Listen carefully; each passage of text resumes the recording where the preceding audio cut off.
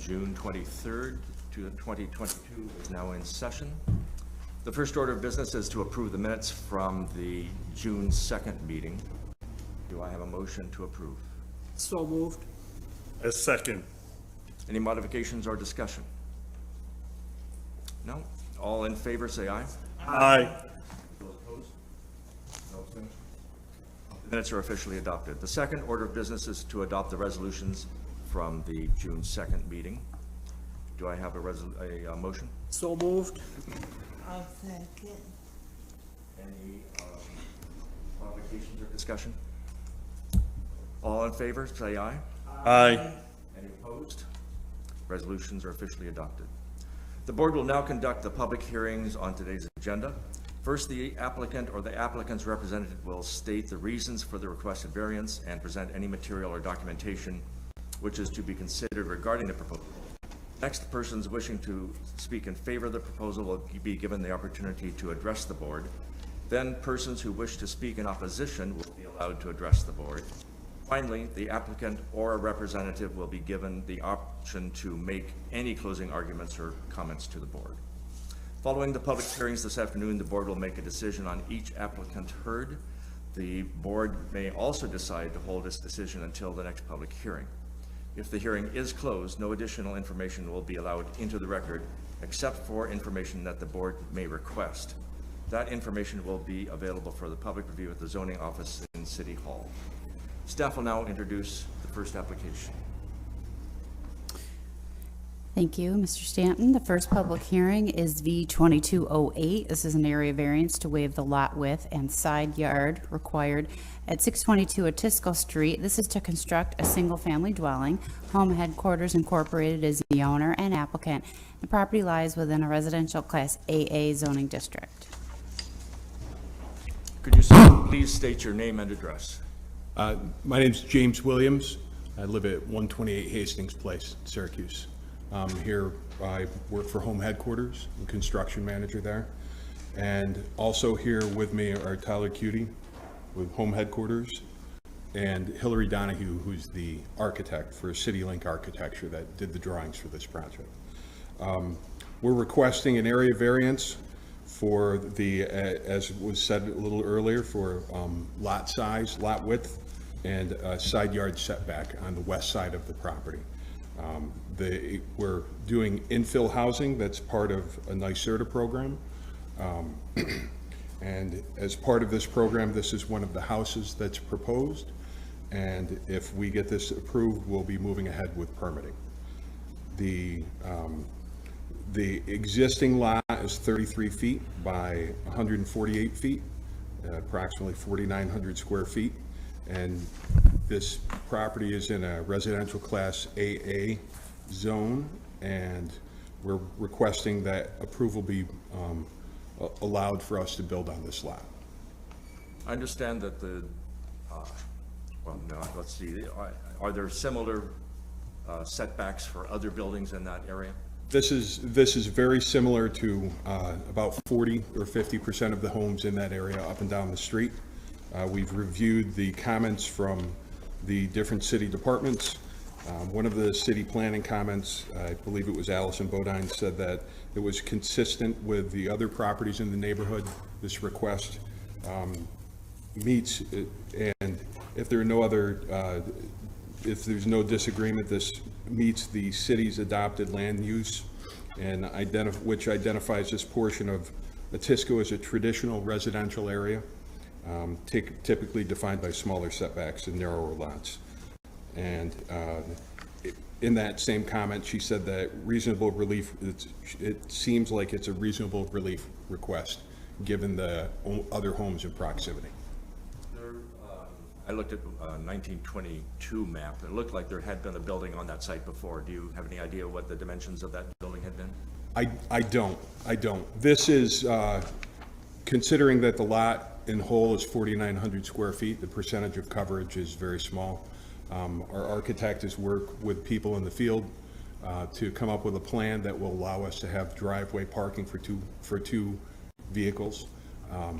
And again, that's one of the reasons for the request for the side yard setback to move from 4 feet to 3 feet, as shown on the drawings. Any other questions?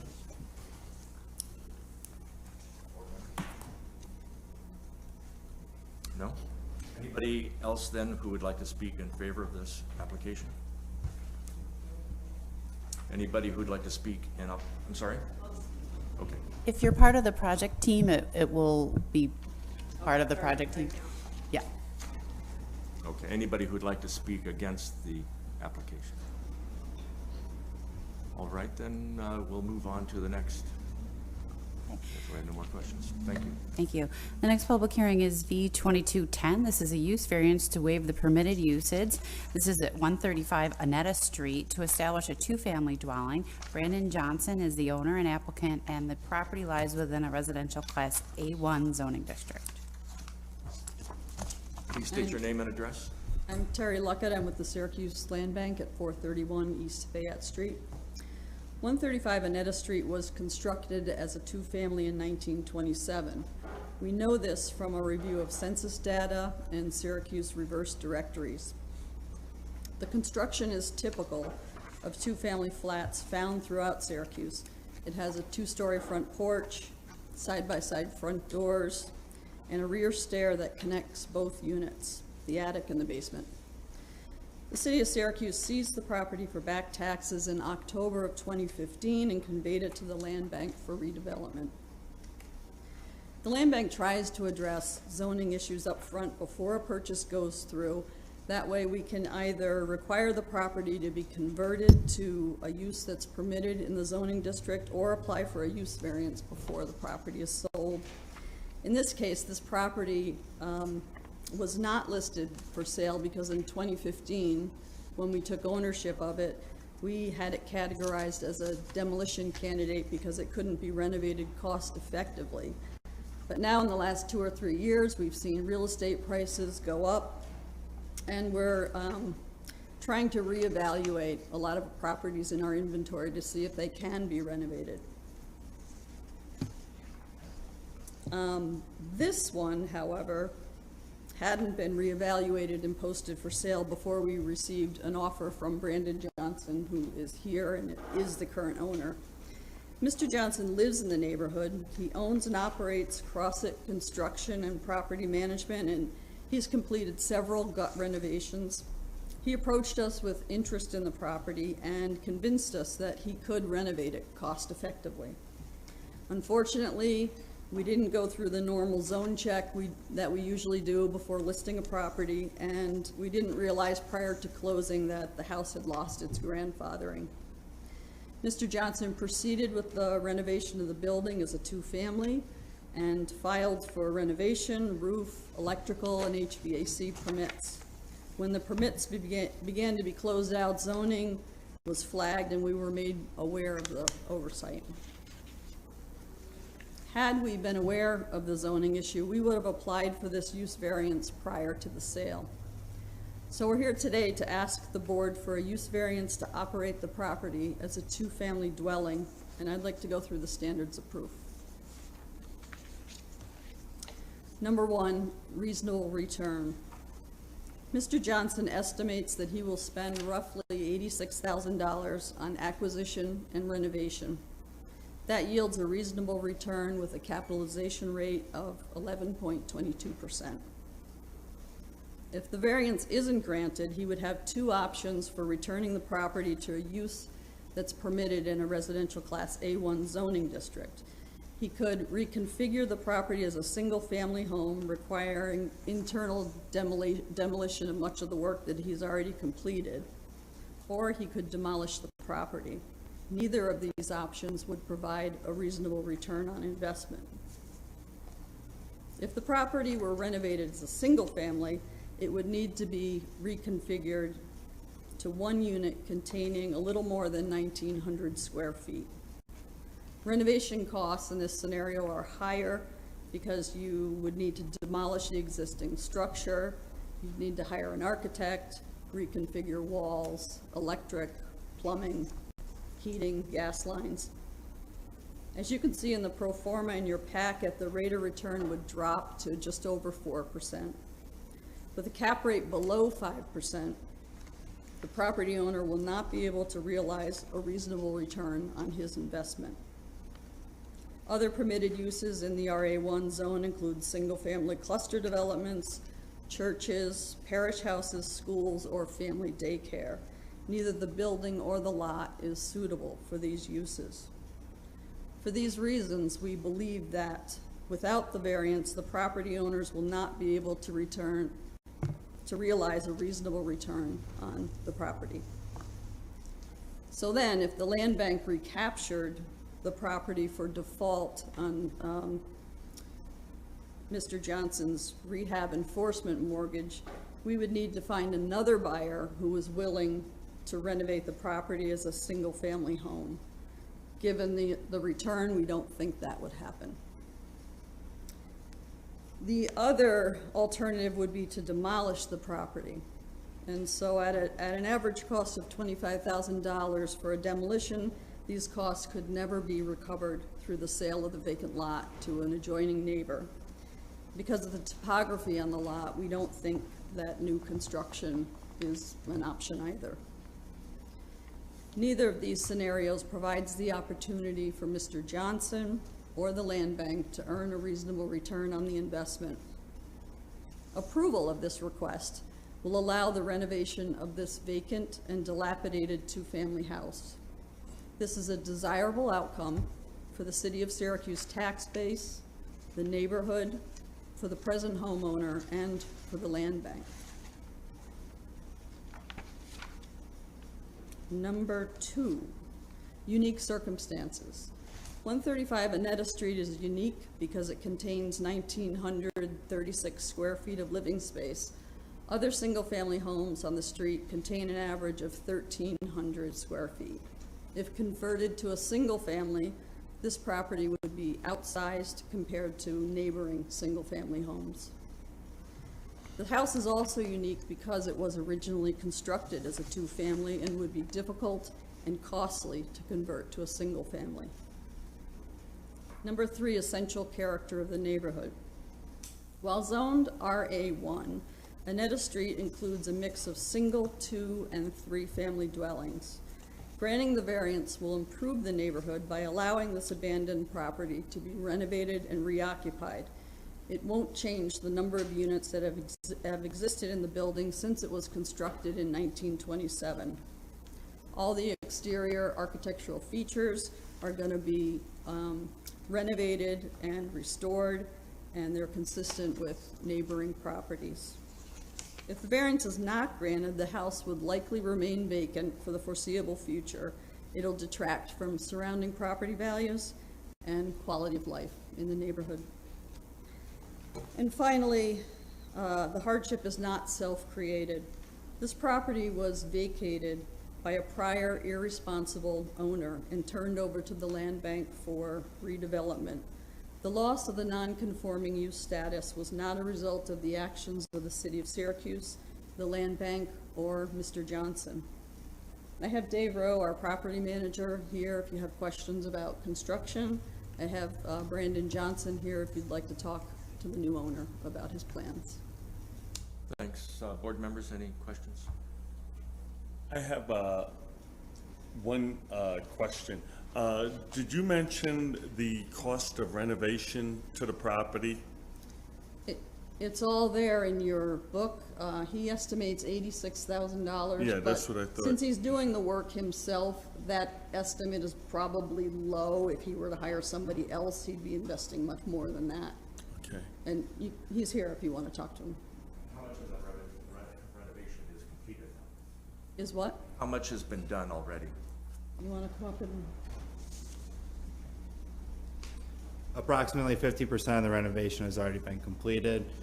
Most of the work has been stopped ever since the use issue has came up. But we're prepared to complete the renovations and restore this property to its original value and continue to increase the neighborhood, the value of the properties in the neighborhood. This is the one of 7 properties that I own in the Strathmore neighborhood, and I plan to continue buying and renovating properties and maintaining their historic value. Can you state your name and address for the record, I please? apologize. Brandon Johnson, 409 Crossett Street in in Syracuse. Do you sell the houses when you're done, or do you rent them? No, sir, I buy and hold. Any other questions? Well, okay, prices in here, say, that are listed, say, 2 windows, $800. Is that an installed price, or is that just the window without a window, you know what I mean? That's the price of the window to purchase, and then either That's not my. installed. I'm sorry? That's not installed. If I was to hire someone to install it, it'd cost me more than $800. In other words. Typically, at a low price, it would be $600 if you hired a contractor to purchase and install them. Now, I'm going to go back to my original question, just for clarification again. You said 86,000, but you stopped the renovation, correct? You put a pause on it until this is cleared up, correct? The majority of the renovations, yes. Okay, so do you think it's going to go beyond 86,000, or you think you'll be right in that ballpark? I believe we'll be right in that ballpark upon completion. Any other questions? Anybody else who would like to speak in favor of this proposal? If it would please the room, I have 2 current tenants who live in the Strathmore neighborhood would like to speak on my behalf, as well as my next door neighbor, if you would like the opportunity to speak. Sure. State name and address, please, when you come up. My name is Vincent Bougie. I live on 401 Crosser Street. I'm Brandon's neighbor. As I can only speak to the character of Brandon, and as a neighbor, he's as good as it gets. My father always told me, if you can't trust your neighbor, who can you trust? And I do trust Brandon as a neighbor. When my wife and I came home from our honeymoon, Brandon and his father were painting our garage. That was our wedding gift, and just speaks to who Brandon is, and he's very honest, and I think he's a good person, and I don't see him as a bad person. So you That's all I have to say. You rent one of his properties? No, I'm his neighbor. Just I neighbor. live right next door to him, for 5 years, yeah. And he's been there for 5 years. Okay. So, that it? We're good? Thank you.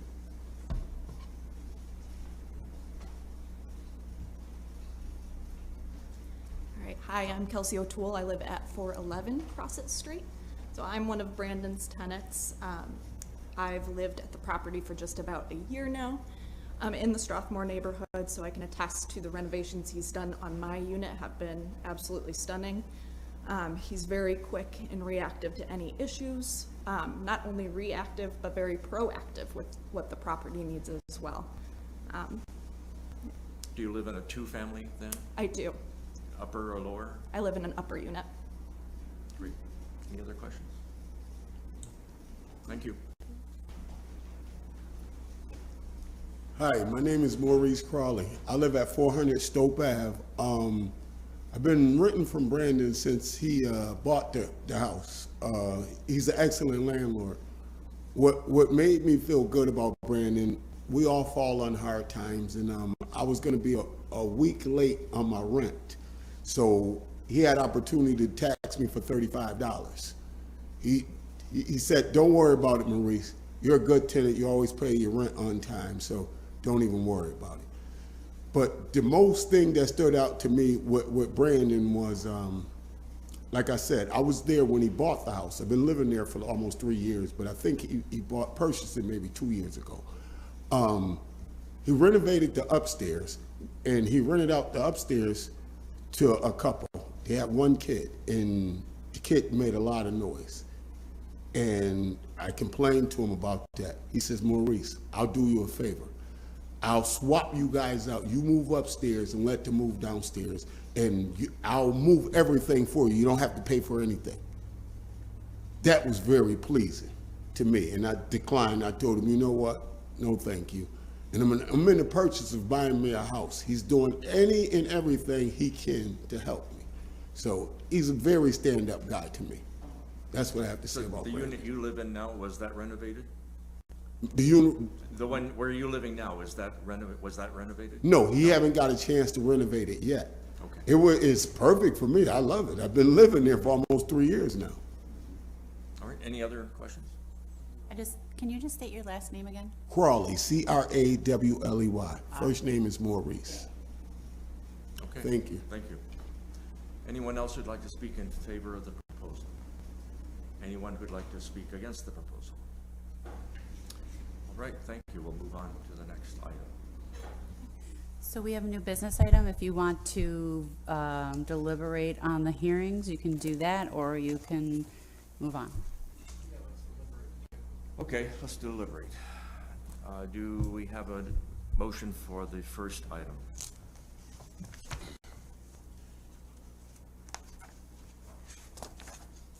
I'll make a motion to approve.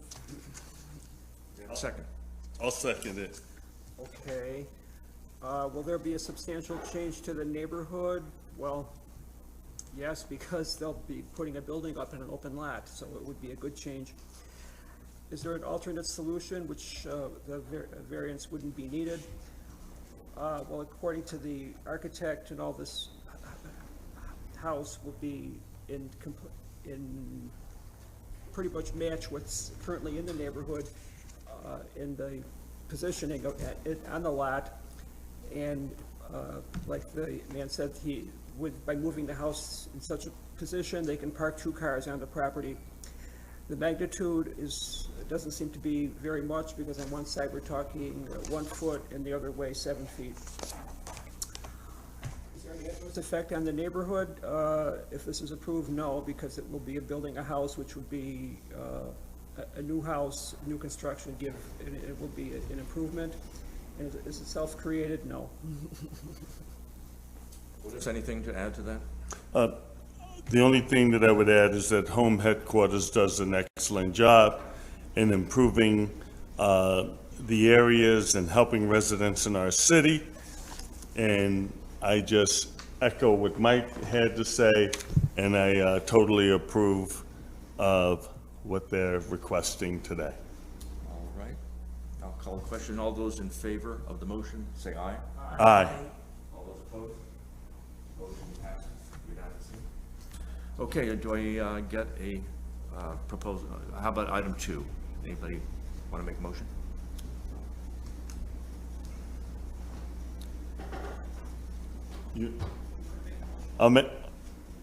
I'll make the motion that we approve the request. All right. Can you go through the tests? Yes. Yeah, do we have a second? You can go ahead. All right, I'll second. The applicant cannot realize a reasonable return, provided the lack of return is substantial as demonstrated by competent financial evidence. And I think it was clearly stated earlier by the proposal that was put forth that the financial competence of the individual is great, first of all. And second of all, I think it would be a tremendous hardship if we try to make them move it into a single-family home. And if I look at the second one, the alleged hardship relating to the property in question is unique and does not apply to a substantial portion of the district or neighborhood. The hardship would be unique, once again, if we forced them to bring it back to a single-family home. But at this point, I think since it was a 2-family house and he purchased it under those conditions, and he's a phenomenal landlord, and he's doing extremely well in that neighborhood, I just believe that we should support that. And the requested use variance, if granted, will not essentially alter the character of the neighborhood, and I don't believe it's going to alter it at all. I think it's going to be a tremendous enhancement, and the alleged hardship has not been self-created, and he definitely did not create it, but he's improving it, and I say that we need to once again support our residents who want to beautify our city, as well as enhance the historic neighborhoods like Strathmore. So I say here, here. Oh, you have a secret declaration. Should this, what words should we use? Negative declaration. Negative declaration. Do I have a negative there? Yes, for seeker, for this property. No, I do not. Well, you must. I must, Can't prove it. oh, okay, yes, well, yes. Thank say- you. Thank you for that clarification. Then, let's roll. Sorry. To add? Well, on, when was it, Sunday, I drove by there and I talked to the next door neighbor, and he did say that it was he lived there like 30-some years, and it was always a two-family house, so it's nothing extraordinary to continue it as a two-family. So I'll call the question. All those in favor of the motion say aye. Aye. Aye. All those opposed? Passes unanimously.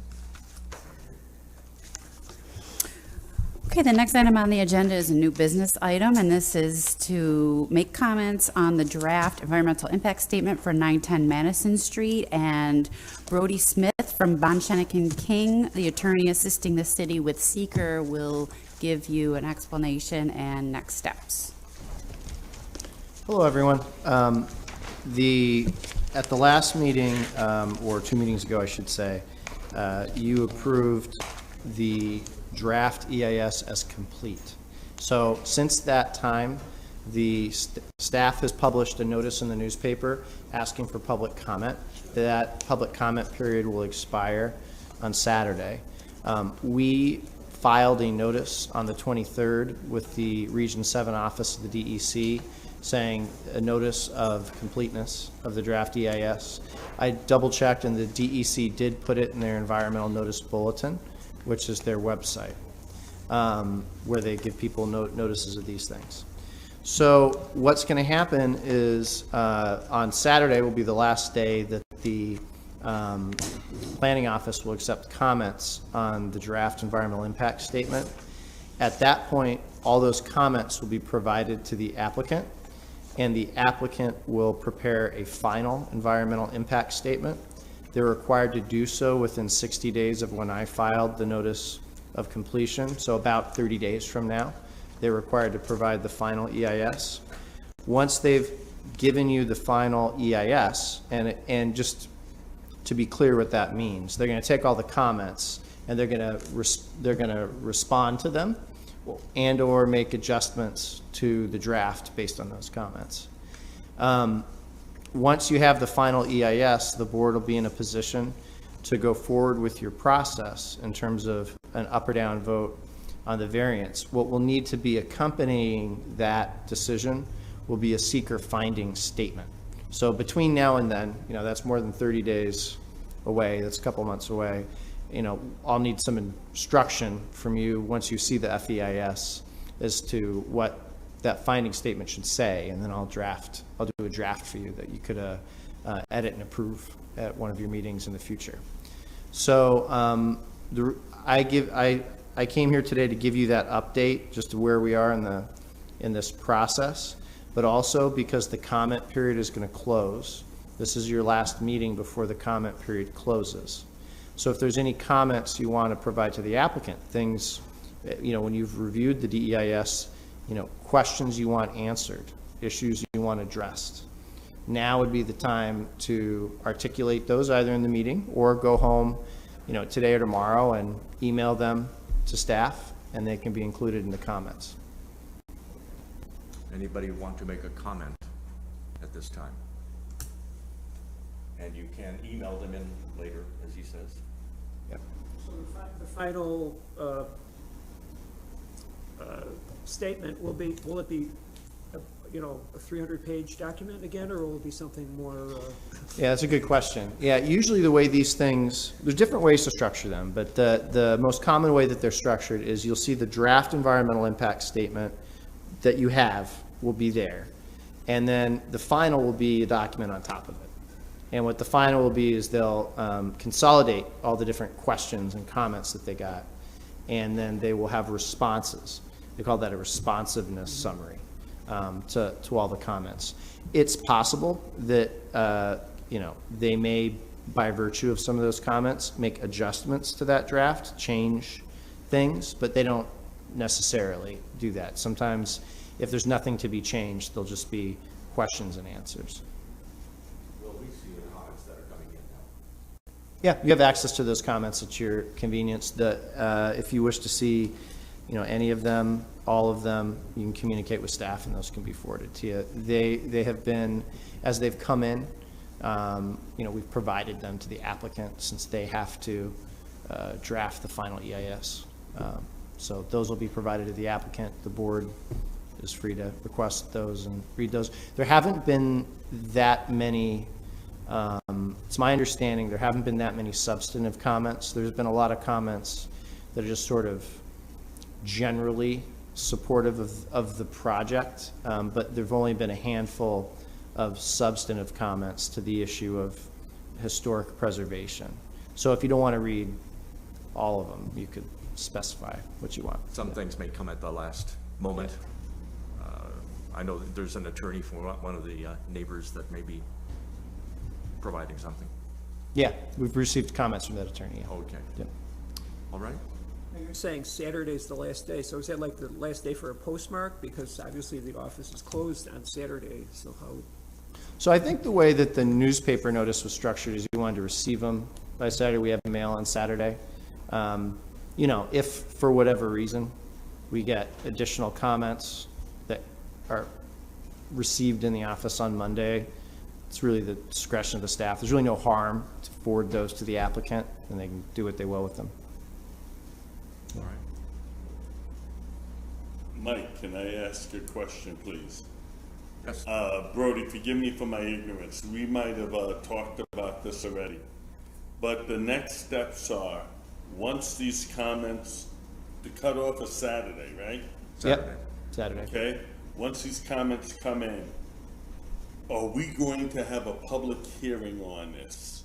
Is that something that we decide later after the fact, Mike? That's something I believe we decided, and we were not going to have another hearing.